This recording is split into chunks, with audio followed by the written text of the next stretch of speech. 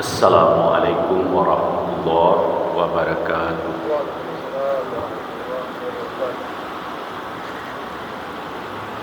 Alhamdulillahirabbil alamin.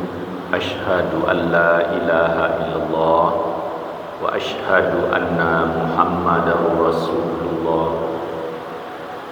Allahumma salli ala Muhammad wa ala ali Muhammad. Rabbi shrah li sadri wa yassir li amri wahlul 'uqdatam min lisani yafqahu qawli. Bapak Ibu, kita awali pengajian siang ini dengan baca basmalah. Bismillahirrahmanirrahim. Sejarah kurban. Sejarah atau kisah yang ada dalam Al-Quran penting diketahui. Allah berfirman, A'udzubillahi minasyaitonirrajim, laqad kana fi qasasihim ibratul liulil albab. Sesungguhnya pada kisah-kisah mereka terdapat pelajaran bagi orang-orang yang berfikir. Surat Yusuf 111. Adapun kisah tentang kurban diungkap di dalam surat Al-Maidah ayat 27-28. Watslu alaihim naba abnai adama bil haqq iz qarabba qurbanan fatuqbila min ahadihima wa lam yutaqabbal minal akhar qala la aqtulannaka qala innama yataqabbalullahu minal muttaqin. Ceritakanlah Muhammad yang sebenarnya kepada mereka tentang kisah kedua putra Adam. Ahli tafsir umumnya menyebut Qabil dan Habil. Ketika keduanya mempersembahkan kurban, maka kurban salah seorang dari mereka berdua diterima dan salah seorang yang lainnya tidak diterima, yakni Qabil, yang diterima Habil. Dia Qabil berkata, sesungguhnya aku pasti membunuhmu. Habil menjawab, sesungguhnya Allah hanya menerima amal dari orang yang bertakwa. Ayat 28, la imbasatta ilayya yadaka lituqtulani ma ana bibasiti yadiya ilaika liaqtulak inni akhafullahu rabbal alamin. Sungguh jika engkau menggerakkan tanganmu kepadaku untuk membunuhku, aku tidak akan menggerakkan tanganku kepadamu untuk membunuhmu. Aku takut kepada Allah, Tuhan seluruh alam.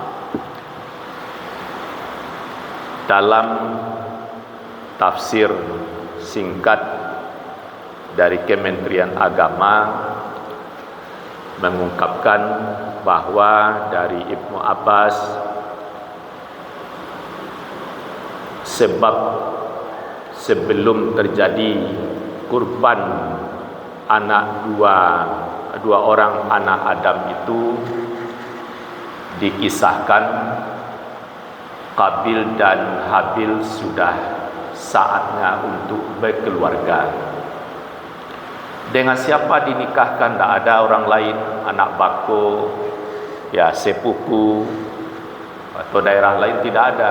Dia hanya beradik kakak semua. Maka syariatnya waktu itu nikahnya sistem silang. Kabil dinikahkan dengan kembaran adiknya yang bernama Habil. Si Habil dinikahkan dengan kembaran kakaknya. Yang jadi masalah, ya diungkap kebanyakan tafsir begitu, kembaran Kabil lebih cantik ketimbang kembaran Habil. Disinilah pintu masuk iblis menghasut, kok dia dinikahkan dengan pasangan yang cantiknya tidak sama dengan kembarannya. Perseteruan itu makin menghangat. Habil tentu menerima sepenuhnya dia dinikahkan dengan kembaran kakaknya. Bukan karena cantik, ya memang dia cantik, lebih cantik daripada kembarannya sendiri, tapi itu sudah ketetapan Allah, maka dia tidak mau ditukar. Adam sebagai ayah juga sebagai nabi memberi penyelesaian. Disuruhlah keduanya berkurban. Habil yang sudah dididik dengan berternak, dengan tekun, ternaknya berkembang. Kabil dididik bercocok tanam, juga sukses. Maka Adam, berkurbanlah kalian, nanti siapa kurbannya yang diterima oleh Allah, itulah yang menikah dengan apa yang kamu inginkan. Tapi ini kita sangat berhati-hati, benarkah karena merebut wanita cantik? Karena ayat 27-28 tidak menyebutkan sebab karena wanita cantik, tapi kisah banyak seperti itu. Maka Buya Hamka juga memberi pesan untuk berhati-hati, jangan-jangan nanti terpaut dengan Israeliat. Nah, bagaimana sesungguhnya, kita ikuti saja apa yang diungkap oleh ayat, bahwa kurban yang diterima itu adalah yang tulus karena Allah, yang dikurbankan itu yang terbaik. Karena Habil mengorbankan kambingnya yang terbaik, yang paling dia sayangi, itulah yang dia kurbankan. Allah menerima.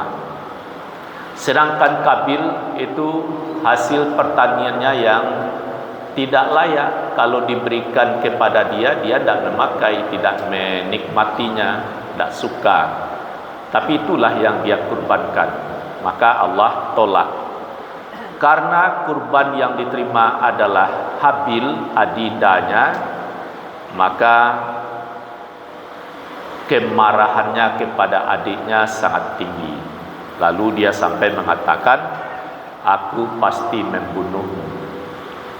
Dijawab oleh adiknya, kalau engkau membunuhmu dengan kekuatanmu sejago apapun, engkau memainkan tanganmu, aku tidak akan menggerakkan tanganku untuk menantangmu.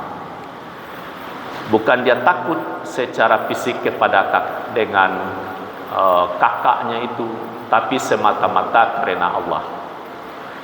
Jadi dia benar-benar tidak melakukan perlawanan kepada kakaknya, dan kakaknya memang membunuhnya sampai dia mati. Nah, setelah kematian itu ada penyesalan. Lalu soal bunuh-membunuh bukan karena berperang menegakkan agama. Misalnya sesama muslim, ada hadis Nabi dari Abi Bakrah, ya, Rasulullah bersabda, dengan dua orang muslim berkelahi, ini untuk pegang kita, masing-masing itu masuk neraka, baik yang membunuh maupun yang terbunuh. Sahabat bertanya, kok orang yang terbunuh masuk neraka, dia kan terbunuh? Nabi jawab, dia pun juga berniat untuk membunuh, Jadi walaupun dia terbunuh karena sesama muslim, berkelahi, masuk neraka. Nah, lain halnya dengan Habil dan Qabil ini. Habil dengan segala ketakwaannya, dia tidak membunuh kakaknya, tidak melakukan perlawanan, sehingga dia benar-benar meninggal dalam keadaan beriman, berserah diri, tidak melakukan perlawanan pada kakaknya. Jadi biarlah kakaknya saja yang bersalah, dia menanggung dosa, dia tidak ikut melakukan perlawanan. Singkatnya Bapak Ibu, kalau dilanjutkan ayat ini, sampailah Qabil ini bingung bagaimana cara menguburkan saudaranya. Maka Allah utus burung gagak menggali tanah. Sudah itu dia tampaklah lubang tanah tersebut. Qabil memperhatikan, di sini dia dapat inspirasi untuk menguburkan saudaranya harus dengan menggali lubang. Tapi banyak cerita didengar, didatangkan dua burung berkelahi, satu diantaranya mati lalu digali dan dikuburkan, tapi tidak ditemukan seperti itu. Hanya burung gagak diutus menggali lubang sehingga lubang itu terlihat bisa memasukkan makhluk. Akhirnya Habil yang meninggal itu dikuburkan oleh Qabil, sehingga kemudian hari menjadi petunjuk seseorang meninggal syariatnya memang dikuburkan di dalam tanah. Berbeda misalnya kalau di kapal bagaimana perjalanan berhari-hari itu dilihat, boleh saja orang tersebut setelah dikafani digantung dengan batu dengan yang berat supaya dia membenam ke laut. Sebab kalau berhari-hari dalam kapal bermasalah, itu pengecualian.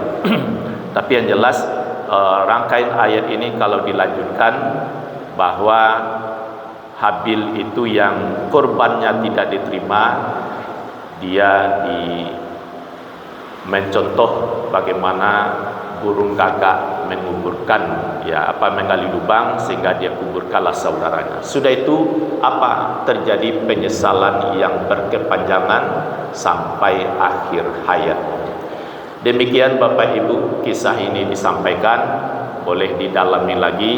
Al-Maidah ayat 27 dan 28, kisah kurban pertama kali pada anak Adam alaihissalam.